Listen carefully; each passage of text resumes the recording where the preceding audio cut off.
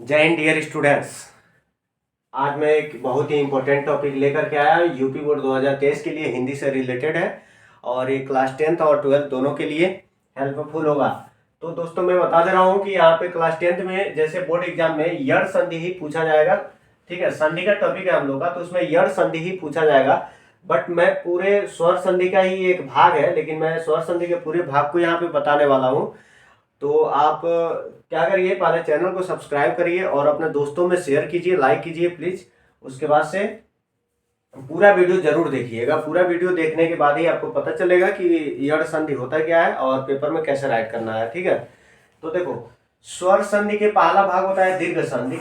तो दीर्घ संधि बहुत ही आसान है, जिसका नाम ही है दीर्घ संधि। ठीक है, तो बड़ी मात्रा, बड़ी मात्रा का मतलब क्या है कि आ का मात्रा और उ का मात्रा फिर बड़ी ई का मात्रा है। ठीक है, तो ये सब मैं वैसे ही बता रहा हूँ, पूरा फोकस हम लोग का यड़ संधि पे होगा।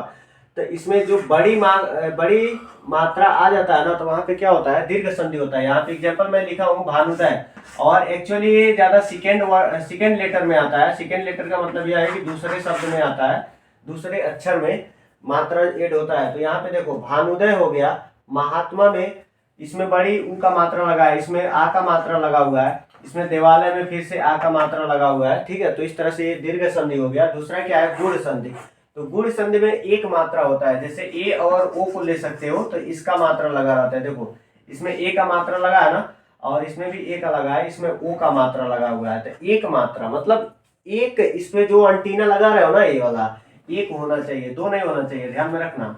तो ए क्या हो जाएगा, गुण संधि हो जाएगा। और उसके ठीक नीचे वृद्धि संधि होगा। तो वृद्धि का मतलब विकास करना। अभी एगो दिखाई दे रहा था ना, अब उसके ऊपर एक और ही चढ़ा दो, दुगो हो जाएगा, तब जाके समझ जाओगे क्या है वृद्धि संधि। यानी कि गुण संधि का विकास जब हो रहा है, डेवलप हो रहा है, तो वो क्या बन रहा है, वृद्धि संधि हो रहा है। तो देखो यहाँ पे ए लगा था ना, अब एक और हम चढ़ा दिए। ठीक है, ए हो गया, फिर से ए हो गया, यहाँ पे वो था तो औ का मात्रा ऐसे कर लिया गया। तो एक सदैव महोद, तो इसमें दो हो गया ना। बहुत आसान तरीका है समझने के लिए, एकदम आसान है। दीर्घ संधि में जैसे बड़ा मात्रा कर लोगे, और इसमें क्या है, एक टोपी वाला मात्रा रहेगा। ठीक है, और इसमें क्या है, दो वाला मात्रा रहेगा। अब हम लोग का इंपॉर्टेंट टॉपिक आ गया यड़ संधि। तो यड़ संधि को अच्छी तरह से आप लोग देखिएगा, कई बार देखिएगा, और बहुत आसान है यड़ संधि। ठीक है, तो यड़ संधि में क्या है, तीन अक्षर याद कर लीजिएगा। एक ल भी आता है, ल को भी याद कर लीजिएगा, य व र ल, य व र ल में आधा अक्षर, जैसे विकलांग अक्षर इसमें राइट करना है। ठीक है, विकलांग का मतलब यह हो गया कि आधा। ठीक है, तो आधा का मतलब देखो, अब इसका मतलब क्या है कि य व र से ठीक पहले एक आधा अक्षर आएगा। आधा समझ रहे हो ना, आधा समझ रहे हो। जैसे क को लिखते हो पूरा, तो इसमें क आधा आना चाहिए। ठीक है, ख को लिखते हो ऐसे ना, तो इसमें क्या आना चाहिए, बस ख आना चाहिए, समझ गए ऐसे। और कब आना चाहिए, इन सब अक्षरों के पहले आना चाहिए, मतलब इसी में ऐड होना चाहिए। अभी यहाँ मैं एग्जाम्पल के साथ, यहाँ पे पूरा एग्जाम्पल के साथ बता भी रहा हूँ, समझ गए ना।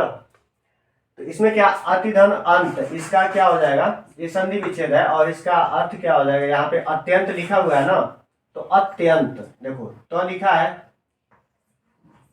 और य है, य से पहले आधा आया है कि नहीं, तो का विकलांग आया हुआ है यहाँ पे। ठीक है, मतलब यह है कि उसका आधा आया हुआ है, समझ गए। यहाँ पे भी प्रत एक, फिर यो में ही तो आधा हुआ आया हुआ है। यहाँ पे मनवंतरा, अब इसमें देखो ये तो पे नौ लगा है, उससे मतलब नहीं है, ये वो है ना, वह पे आधा नौ लगा है कि नहीं। यहाँ पे हमारे टॉपिक में लिखा हुआ है ना, वह से पहले आधा अक्षर आना चाहिए, तो वह से पहले आधा अक्षर आया है ना। तो इस तरह से समझ जाओ ना कि कौन सा संधि है, यड़ संधि है। फिर यहाँ पे सुधन आगतम वाला में स्वागतम, देखो स्व लगा है ना, तो यहाँ पे क्या हो गया, वो आया है कि नहीं आया है। तीन अक्षर याद करो, बस उन तीन अक्षरों से पहले जो अक्षर आएगा ना, वो आधा होना चाहिए। ठीक है, यहाँ पे य व र, अब यहाँ तीनों देख सकते हो, य से पहले तो आया है, आधा है, य से पहले तो आधा है। ठीक है, यहाँ पे व से पहले नौ आया है, ये भी आधा है। फिर यहाँ पे व से पहले सो आया है, ये भी आधा है। ठीक है, इस तरह से ये यड़ संधि है, और यड़ संधि बहुत आसान हो गया। अब मेरे को लग रहा है ना, कहीं पे भी पेपर में पूछ दे तो यड़ संधि को आसानी से लिख सकते हो, बता भी सकते हो।